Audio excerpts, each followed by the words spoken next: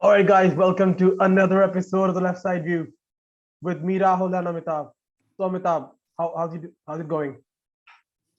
Hey Rahul, everything is fine. Hi guys, welcome to our brand new episode. In this episode, we're trying to review the weekend matches. We had some fantastic matches, some major upsets, some teams who made comeback to win or draw level. So let's deep dive into it. I know we don't cover cup matches, but we have to start by mentioning that Arsenal was knocked out of the FA Cup by yesterday's champion team, Nottingham Forest, 1-0. And also, sort of an upset. Newcastle was also knocked out, another Premier League to be knocked out by Cambridge, of all teams. So, yeah. Coming to keeping this theme of upsets going in Bundesliga, Bayern Munich lost on Friday against Borussia Mönchengladbach. Now, Bayern team was suffering with COVID. A lot of their players, some of them were out of the country, Manuel Neuer and Hernandez being two of them stuck in Mauritius. And I think this was an ideal time to play them. And Mönchengladbach grabbed the opportunity with both hands, registering an away win. Lewandowski started the scoring in 18 minutes, and Neuhaus and Lehner scored for Gladbach. Rahul? Well, yes. So, obviously, we got to know later that after our previous podcast, that there were so many COVID cases in the Bayern Munich camp. Uh, I mean, they were playing someone like Marcel Sabitzer, who's a midfielder. They were playing it at left back. They probably gave debuts to so many youngsters. On top of that, uh, I mean, even there was no Manuel Neuer, so Sven Ulrich started as the goalkeeper. There was just no cohesion. But then at the same time, when Bayern Munich opened the scoring, it didn't seem like that was going to matter because, yeah, I thought that it's Bayern Munich and nothing matters to them, like nothing changes. But that was not the case. Uh, they were playing at home, but till eventually Borussia Mönchengladbach, who have actually been on a decent run against Bayern Munich this season. The first match of the season, uh, they drew against Bayern Munich and then they beat them 5-0 in the DFB Pokal. And now they came from behind to beat Bayern Munich at the Allianz Arena. And again, I think all the goals were like so good. First of all, the goal that Lewandowski scored, I mean, it was such a difficult goal. But to me, the way he scored it, it looked like so easy. But let me tell you guys, it was not an easy goal. And then even the goal scored by Florian Neuhaus, wow, what a goal. And then again, uh, Mönchengladbach playing with a 3-5-2 formation. So the right wing back, Stephen Leimer, scored the winner for them. And it stayed like that. Bayern Munich could not really make a comeback.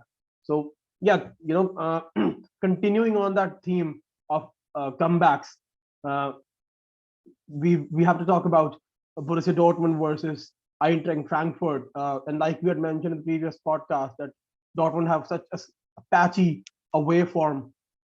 It seemed like it was going to stay that way. Rafael Santos Bor, the Colombian striker signed from River Plate, who joined Borussia Dortmund in the summer as a replacement for Andre Silva, who joined RB Leipzig. He opened the scoring and then doubled the lead as well. So I think these are he hasn't really started well, but I think these were some of his very first goals.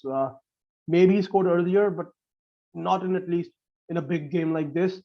And maybe it stayed like that till the 70th minute, and that's when maybe Borussia Dortmund realized that they also need to play and win matches away from home. So it was Hogan Hazard, Eden Hazard's brother, who opened the scoring, and then 18-year-old, like seriously, 18-year-old Jude Bellingham then equalized, and who scored the winner, Amitabh? Then Dahoud. yeah, that was wow. And again, his reaction was like such gold. As soon as he scored the goal, he stood like nothing had happened. Like it was not a big deal. So that was again a very cool moment. But yeah, if this continues and if they can improve their home away from Dortmund, then yes, they probably can still catch up in the table, especially with Bayern Munich right now out with so many key players injured or due to COVID or for any other reason for that matter. Um, we can probably Yeah, talk so about. it was a typical Dortmund performance, quite frankly.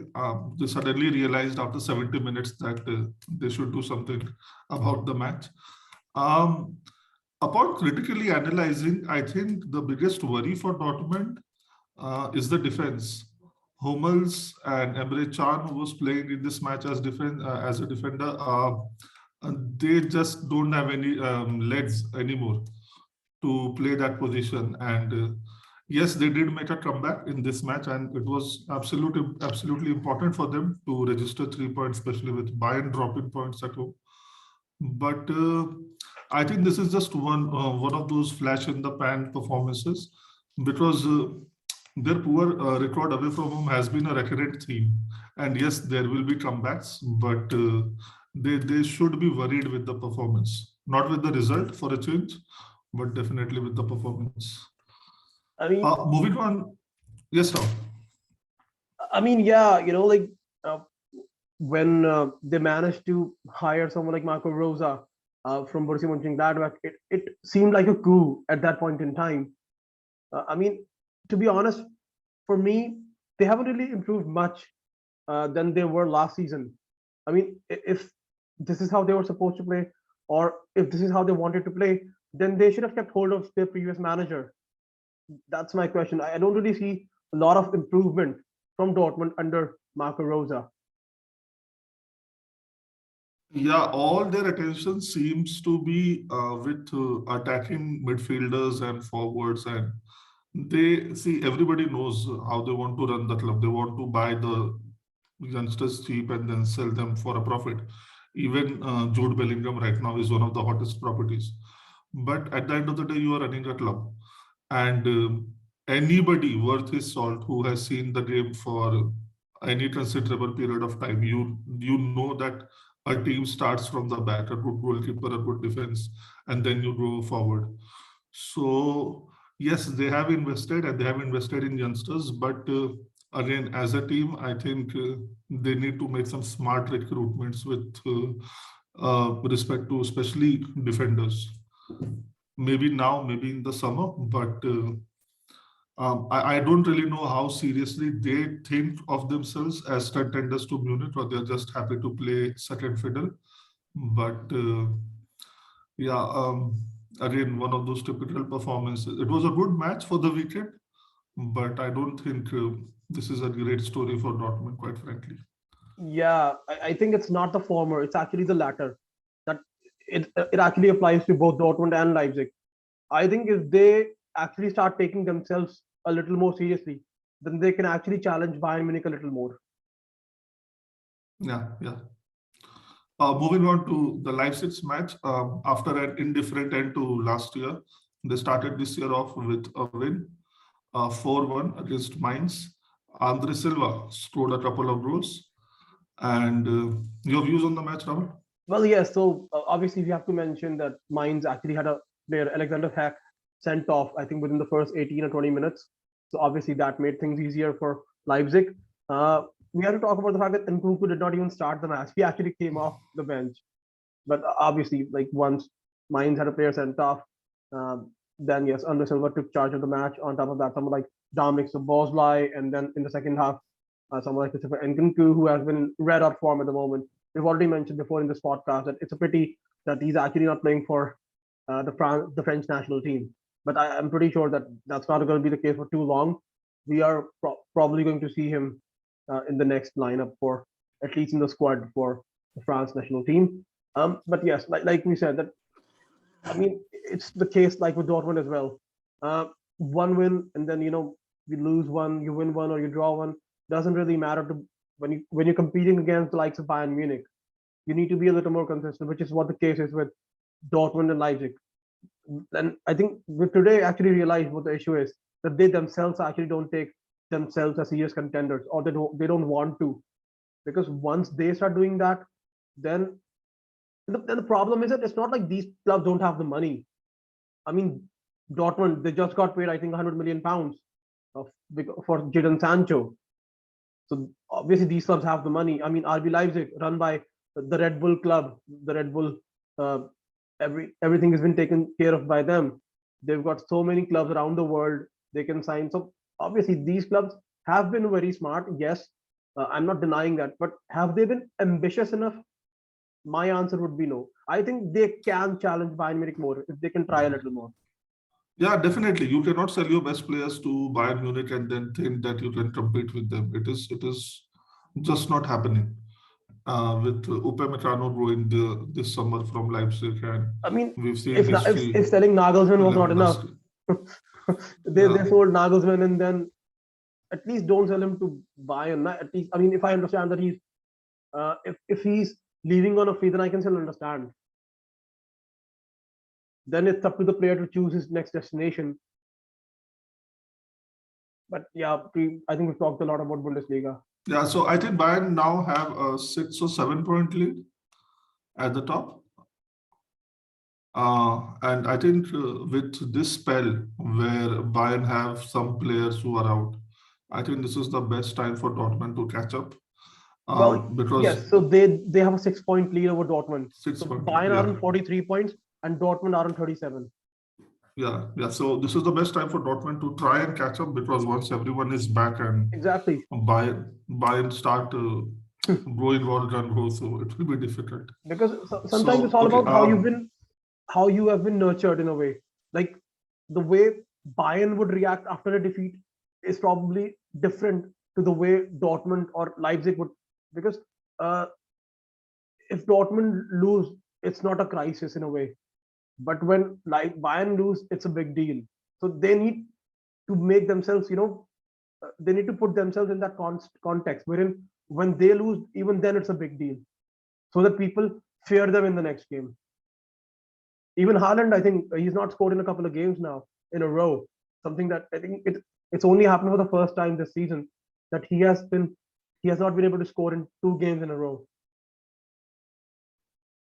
yes. Let's hope that he scores in this week's matches for the Dortmund fans.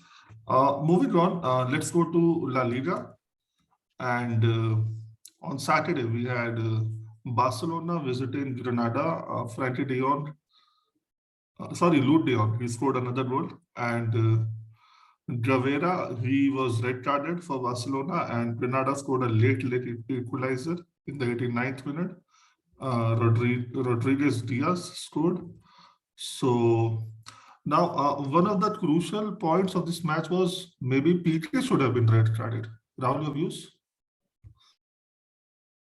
I'm not really sure if I remember that exact moment.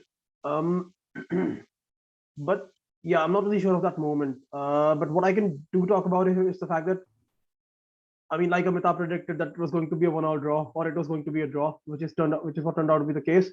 But yes, like I predicted that Barcelona would win. I actually feel like that would have been the case.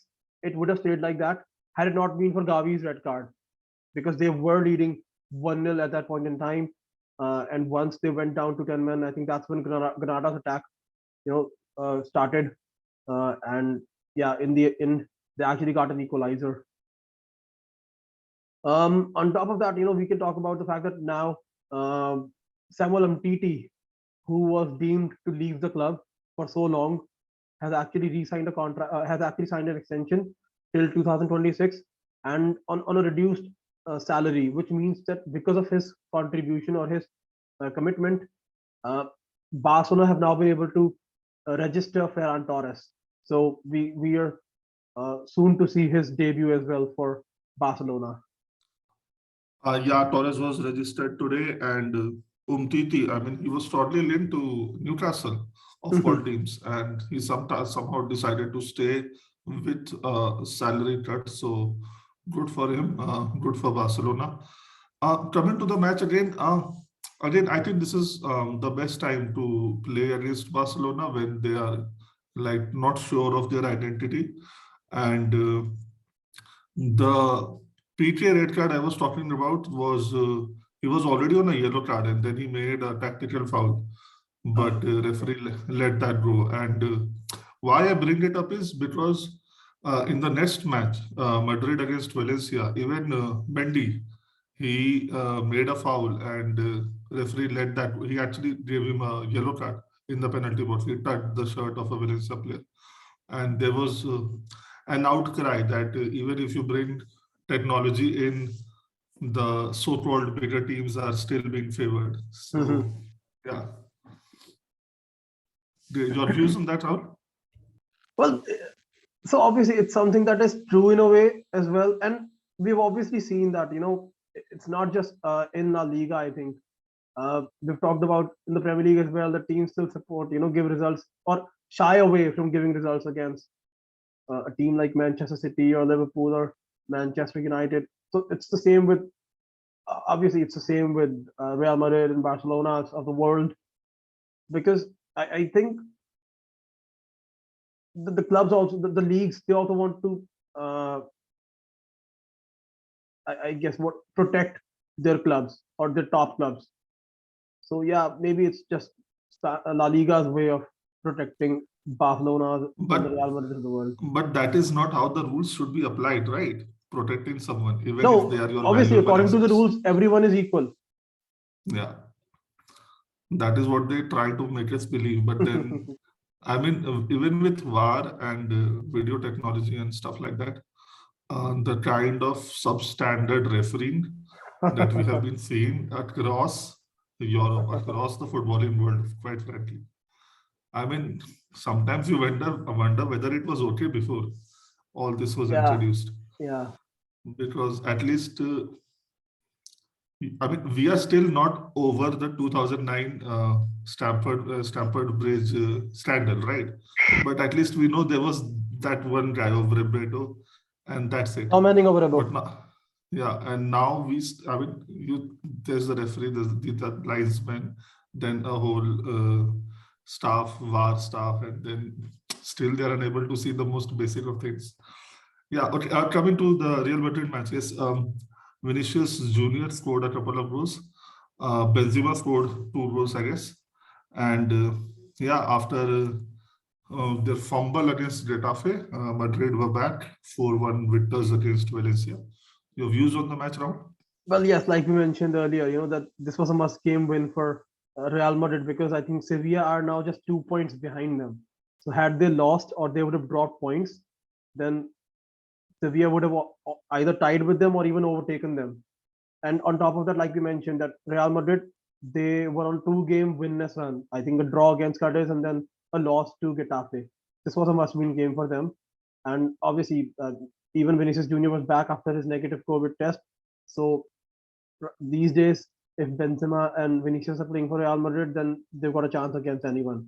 Which is, it's like those two are carrying this. And in a way, obviously, it's a good thing for Real Madrid, because earlier it was just Benzema who was carrying the team, but now he's actually got someone to share his load with.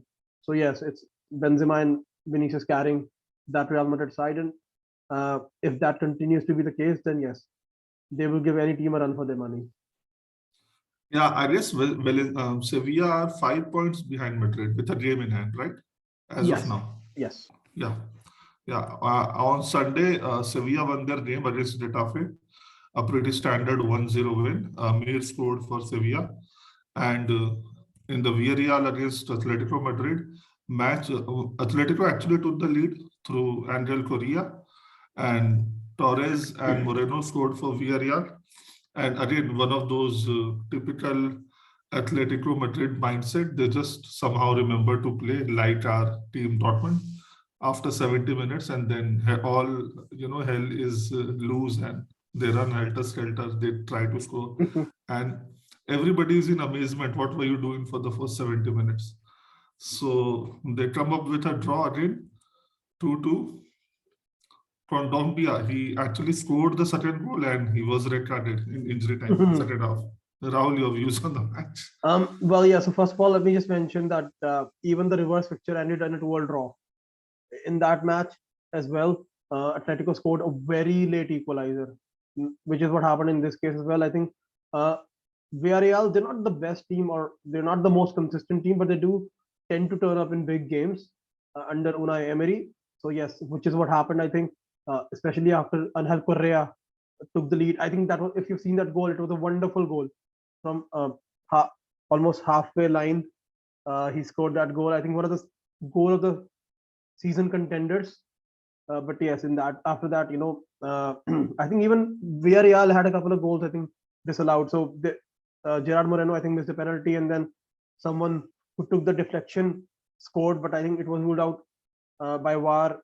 But then that didn't really stop Villarreal, from carrying on with their attack, with their game plan of attacking. Uh, Alberto Moreno scored, and then they finally scored a goal which they thought would turn out to be the winner. But Atletico Madrid and Condoglia had different plans, obviously. So yes, I think it was. I always thought that it was going to be an entertaining match. Two teams even each other out, which is what happened. Yeah, moving on to the Liga. The I'm only sorry. match worth. Before we move on, actually, guys, I think, yeah, we can actually mention Sevilla's result as well. Like we mentioned, that they're just 5 points behind Real Madrid, and with a game in hand. So yes, they played against Getafe, who actually beat Real Madrid under Quique Sanchez Flores. Uh, and yes, so again, a great goal scored by Rafa Mir in that match. So I had to talk about that goal. It was a back heel. Yeah, it was like Yeah, keeper didn't think he had any chance. But yeah, wonderful goal. But yes, we can move on it was a now. weekend for great goals actually. Yeah, great matches, great goals, everything. Yeah. Again, Lyon against PSG. Now Lyon have been the only team that like have performed the best in lead against PSG for the past so many years since the takeover took place. And this was again one of those performances. They took the lead in the 7th minute, and of all people, Kehrer scored for PSG. I don't know what the lead table is like. I'm sure it's like 8, 9, 8, 10 points lead for PSG. So I don't think this result really dents their title hopes as such. But even PSG have their own share of problems with COVID and injuries. So yeah, I don't think they'll be too concerned with a point away from home at Lyon. Rahul, your views? Well, yes. So like we've come to expect from PSG, at least in the league matches, they've already like they're 11 points ahead of Nice and 11 points ahead of Marseille. But Marseille at least do have a game in hand. So even if, let's say, they win their remaining game, it's still going to be 8 points. So I don't really think that it's enough for PSG to wake up from their slumber in a way.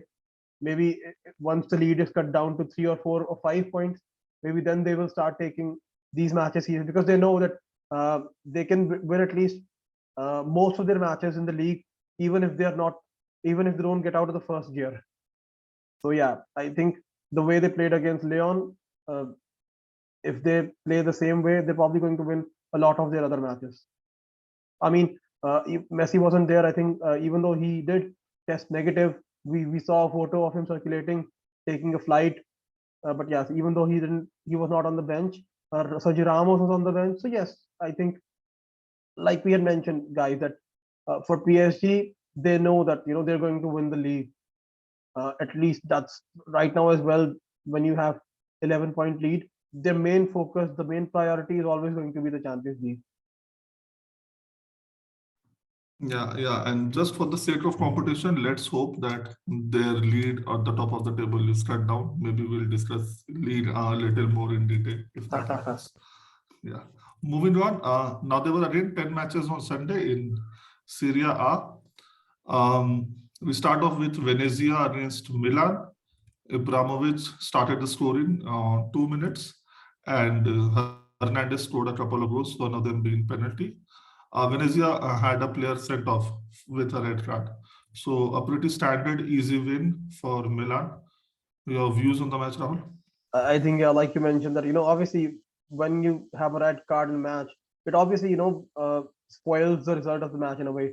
But yes, we can talk about the fact that Theo Hernandez, uh, Chelsea were recently linked with him, to replace or as a backup or to give competition to Ben Chilwell. But since then, we've heard AC Milan and I think Paolo Maldini talk about the fact that they're trying to extend his contract, as well as a couple of other key players. So yes, not only that, in this match, Theo Hernandez was actually wearing the captain's armband.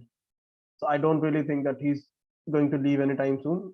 Yeah, the fact that he then scored a couple of goals, like a left back scored a couple of goals. So yes, I think I don't see him leaving right now. But yeah, a great result, something that we mentioned earlier that AC Milan needed. They need to continue with these performances. Yeah, yeah, definitely. The next match, I just need to mention it, Sassuolo against Empoli, 5-1. Now, Serie A had some high-scoring matches this week.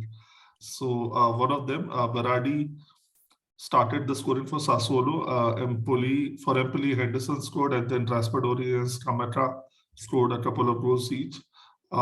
Absolutely brilliant match. Not a brilliant match from the point of view of Empoli, of course, but saw the highlights of this match and again some great goals. Rahul? Yeah, so even they had a player sent off. Matteo Vitti, I think, was sent off, which again, changed the complexion of the game. But there's a prediction that I want to make here, guys, and you're going to hear it first. People keep talking about strikers, and when they talk about young strikers, they keep talking about Erling Haaland, and then they keep talking about Dusan Vlahovic. But there's a name that I want to add to that list, and that is this player just turned 23 on the 1st of January.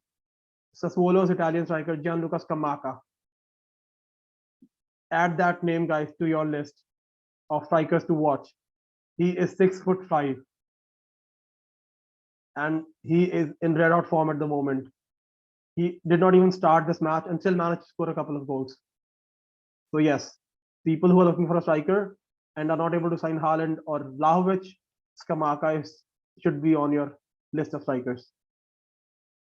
In fact, So I will even sorry. Because you're saying Chelsea should try for a deal for him. If we need a striker, then yes. Otherwise, like I've already mentioned, that we've got someone like Armando Broja out on loan. So that's another reason why.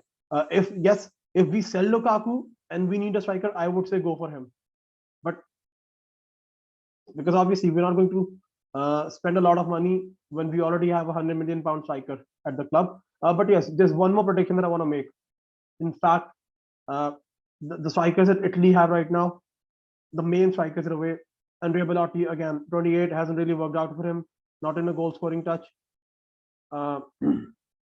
Ciro Immobile, almost 31 years old. So if there's a next generation of striker that's coming through that Italy should build their squad around, it's Gianluca Scamacca. Okay. Point taken, Rahul. A lot of predictions today. We'll remember them for the time to come. Moving on, Napoli scored a 1-0 win over Sampdoria. Petagna scored for Napoli. Again, pretty nice goal. Yeah. Saw the highlights. But again, the kind of competition that Napoli is in, especially with, again, a lot of injuries and COVID issues. So these 3 points were worth their weight in gold for them. And right now, especially with the team not being up to the mark in terms of, again, injury and other issues, the more points they collect, the better it is for them till the time the whole squad recovers and comes back. Your views, Ram? Yeah, and not to mention, along with COVID and injuries, also African Cup of Nations. Like you mentioned, Koulibaly is already, in fact, he's actually tested positive for COVID as soon as he reported for African Cup of Nations duty. Along with Edouard Mendy, I guess. Along with Edouard Mendy, yeah. So yes, I think till the time they are facing all these issues of injuries, COVID and African Cup of Nations, I think performance doesn't really matter as much as 3 points. So yes, like you said, that these 3 points are 3 points that will make a lot of difference in their hunt for the title or for the top 4 for that matter. Yeah, the next match, Udinese against Atalanta. Now I read somewhere that Atalanta had not been beaten or they had not lost points away from home since March last year. So, and given their indifferent end to last year, oh my God, what a comeback. 6-2 away at Udinese. And it could have been, the fact is it could have been more. the way the match panned out, really could have been more. It could have gone in double digits. Again, awesome performance by Atalanta. They have sort of re-established their credentials for the top four this season. Let's hope if this is a mini revival and if this revival continues or what it is. Your views on the match, Rahul? Well, yes, like you mentioned about their away form. So yes, that is true because even the two matches on which they dropped points, one was at home to Roma when they lost 4-1, and the next game was again a nil-nil draw at home to Genoa. So yes, they do have a wonderful form away from home. Even in this match, I think their attack is just so good. And like we mentioned, that they are on the verge of signing Jeremy Boga, even though that deal has not yet been made official. But still, without him, I mean, someone like Luis Muriel, I don't even think that Zapata was there because I don't see his name in the goal scoring charts. Uh, so yes, it was actually Luis Muriel who started. Uh, Duvan Zapata was not even in the squad. I think maybe he's injured or something. So yeah, even without someone like Duvan Zapata, Luis Muriel, you know, didn't letting anyone feel the presence or the absence of his Colombian compatriot Duvan Zapata. He scored two goals, and again, those two goals, he scored them like it was not a big deal. He made those two goals look so easy. The same for someone like Luis Muriel, sorry, Mario Pasalic, the former Chelsea loanee. On top of that, Ruslan Malilowski, again, the Ukrainian midfielder, he actually doesn't score average goals. He either doesn't score goals or he scores bangers of goals. So which is what was the case in this match as well. Yeah, but like you said, that for them, for Atlanta, when they're chasing something, then they show this form. But all of a sudden, once they actually get close to an Inter Milan, then they will start dropping off. So they need to maybe it's a psychological issue that maybe they're not able to play well under pressure. But when they don't really have any pressure, then the best Atlanta comes out. Yeah, I mean, I understand this. I mean, if I can draw a parallel with cricket, if you think that the target is beyond your reach, you score a lot freely. But the nearer the target becomes, the more nervous you become all of a sudden. Yeah. And yeah, this has been the case with Atlanta for a couple of years now. When they play without pressure, when I mean they have nothing to lose basically, then they show their best form. Yeah. Um, Okay, let's hope that this is not the case this time around. There are still a lot of matches to go. Um, okay, moving on. I think this was the game of the weekend. Roma against Juventus. Now, Tammy Abraham started the scoring for Roma with a header from a corner. And Dybala, he came back from injury. There were so many subplots to this match.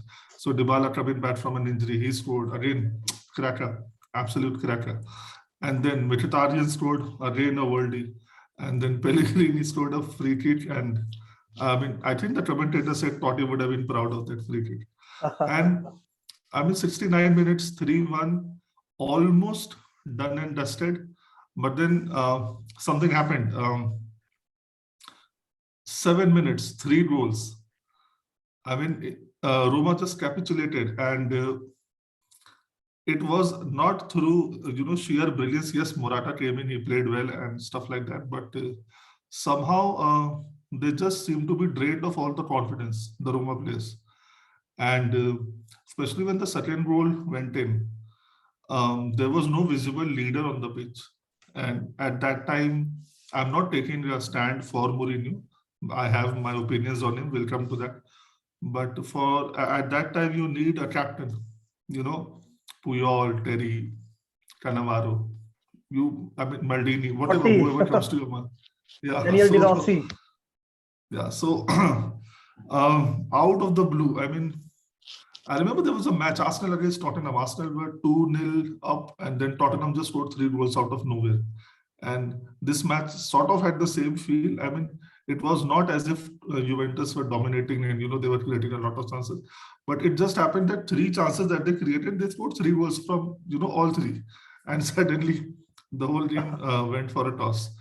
And De Ligt again, he was red carded in the 81st minute, and Pellegrini had a penalty, and Chesney, of all people, he saved it. The ball ricocheted back to Pellegrini, and then he missed the second chance as well. Uh, I mean, amazing, absolutely amazing match for a neutral at least. Your views, Rahul? Again, one of the match of the season contenders, without a shadow of a doubt.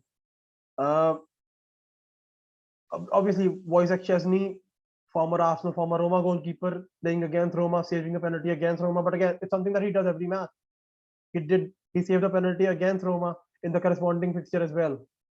But obviously, I remember in the corresponding fixture as well, it was, I think, Jordan Verretout. He was the one who took the penalty. Tammy Abraham wanted to take the penalty, but he was not allowed to take that penalty. But at least in this match, it was Lorenzo Pellegrini, the club captain, who stepped up to take the penalty. But again, the result was the same. And um, it was actually shout out to Alvaro Morata. I think it was his substitution that changed the course of the game for Juventus. He was the one who scored the second goal, and he was the one who assisted Dujan Kulusevski as well. And then out of the blue, but De Chilio, who was actually last season out on loan at Leon because of not getting selected for someone like Andrea Pirlo. But now, as soon as uh, Massimiliano Allegri was back, he also brought him back to the club. And yeah, they were without uh, Alexandro, they were without Danilo. So it was De Chilio who was given a chance. And boy, did he take that chance. I mean, scoring as a left back, the kind of goal that he scored, I think any striker would be proud to score that goal. But if it's okay with you, I think I would like to talk a little bit about Roma here today, Amitabh. So let's Yeah, actually. just one thing. Just one thing. I think the last time he scored a goal for Juventus, um, it was in 2017. So this goal was definitely worth the wait. Yeah, and the kind Yes, of goal, the winner to score a winner exactly, in a game like this exactly. against AS Roma, against Mourinho's team, your arch rival in a way, who misses no chance to taunt Juventus with the treble gesture. Yeah, yeah, Yes, yeah. what I wanted to talk about here was actually a Mm. comparison, of Roma with all the other Italian clubs. I think, or at least the top 7 Italian clubs that Roma are actually competing against. So let's talk about Inter Milan, the defending champions, with so much structure under the club at the club. Uh, Antonio Conte, and then a lot of these players have been at the club for so long.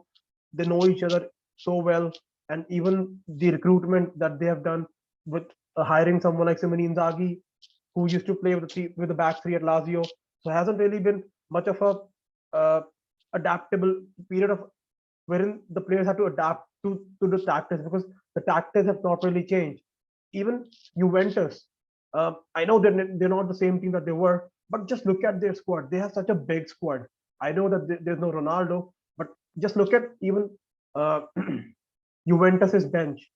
Even Allegri, he knows the club. He's been there for so long. A lot of these players, at least the base of that club, Bonucci, Chiellini, even the signings or the big signings that they've made, someone like Chiesa, someone like Dillet, they've spent so much money on those players. In fact, let's talk about Federico Chiesa for a second, guys. So he tore his ACL. It has been confirmed. He's actually going to miss a lot of. He could even miss the entire rest of the season and even the start of the next season for Juventus. So let's see if they dip into the market because the window is open to replace him. Uh, AC Milan, again, Stefano Pioli has been there for more than 2 years now. So at least there is some consistency at the club. Atalanta, Gianpiero Gasperini has been at the club for what, 5-6 years now. Napoli, we've talked about Napoli as well before. The base again is the same.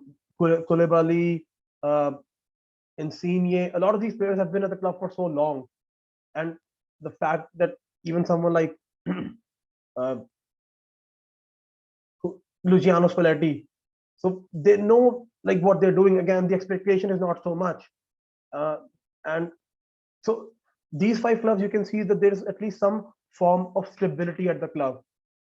The sixth club, Lazio, again, they are even below AS Roma right now. But again, with them, the same situation applies as AS Roma.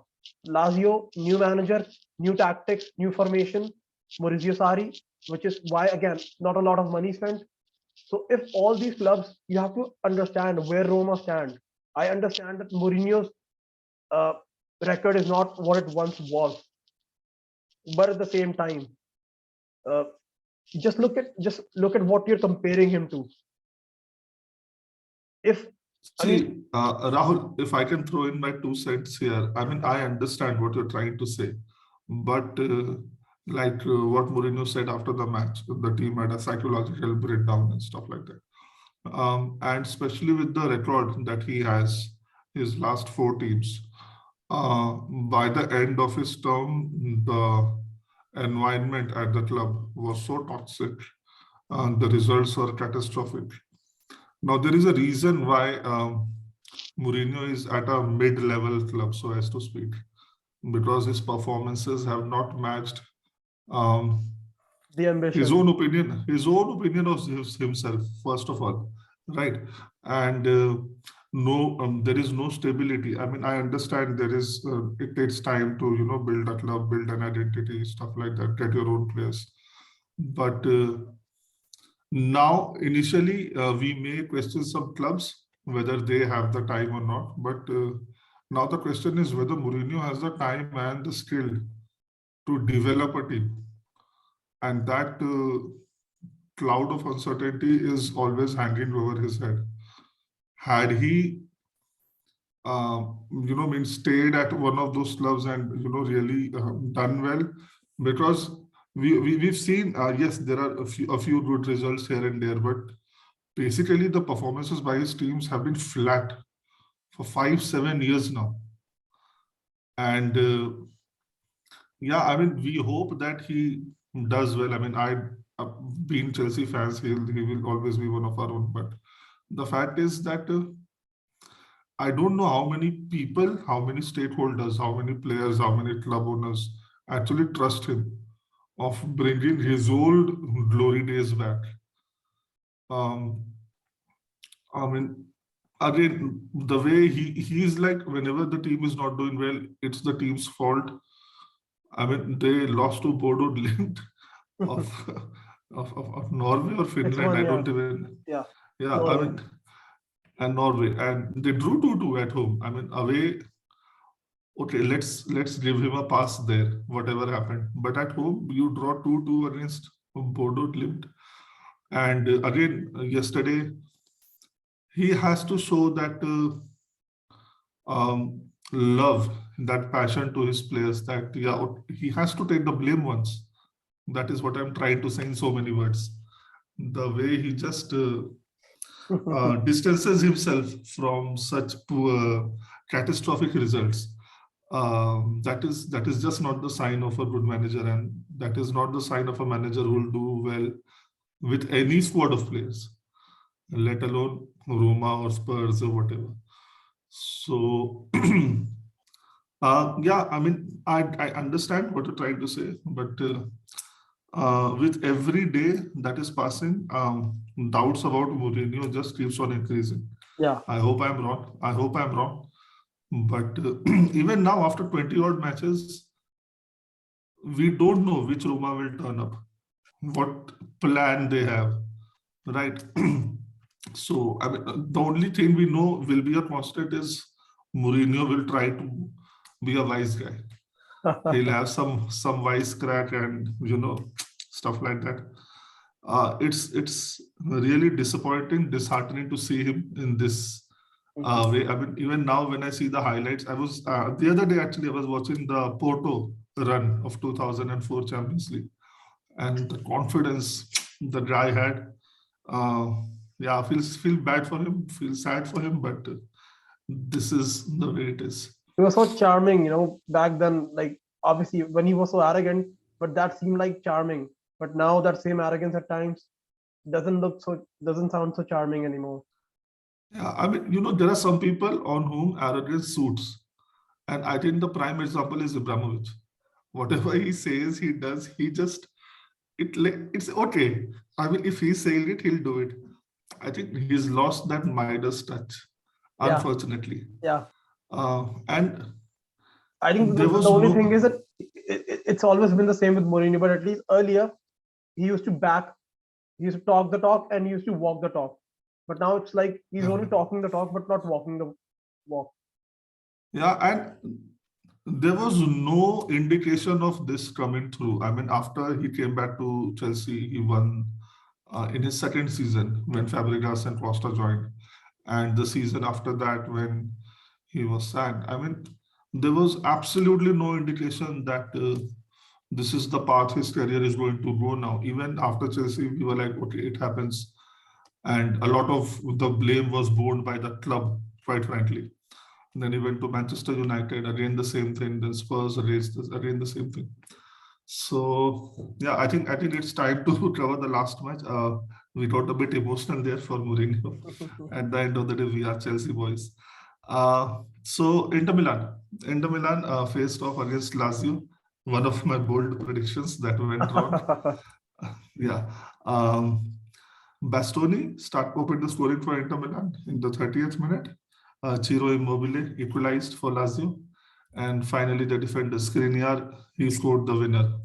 A towering header, I guess. Yeah. In the 67th minute. So, yeah, with the match on Thursday being postponed, Inter Milan, I guess, are again on the top with a game in hand and a 1-point lead over AC Milan.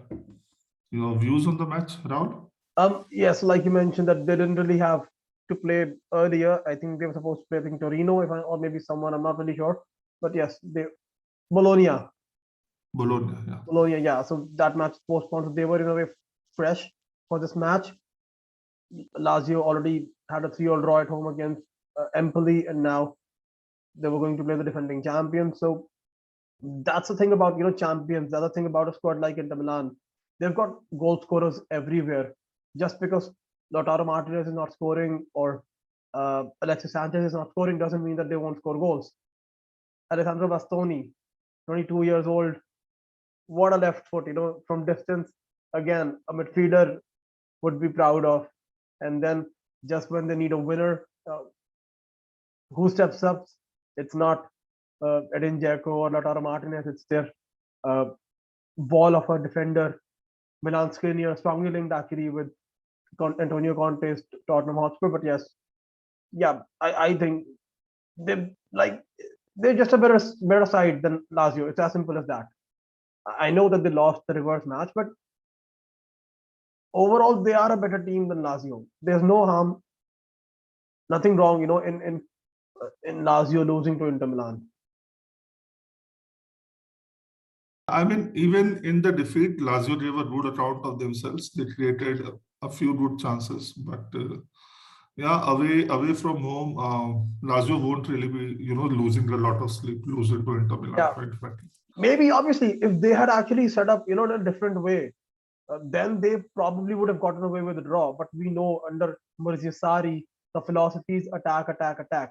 So obviously, when you do that, that also gives the other opponents chances on the counter, and because of the open spaces. So yes, but that's just not Maurizio Sarri's way. That's just not his philosophy. So we knew that it's actually going to play to Inter Milan's advantage, and which is what happened. Yeah. So I think with that, we come to the end of the review show for today. Yeah, I know we got a little distracted with the Mourinho story, but yeah, thank you so much, guys, for your time. We'll be back with the preview episode of the midweek matches. Yeah, thank you so much for your time. Bye-bye. All right, guys. Thank you.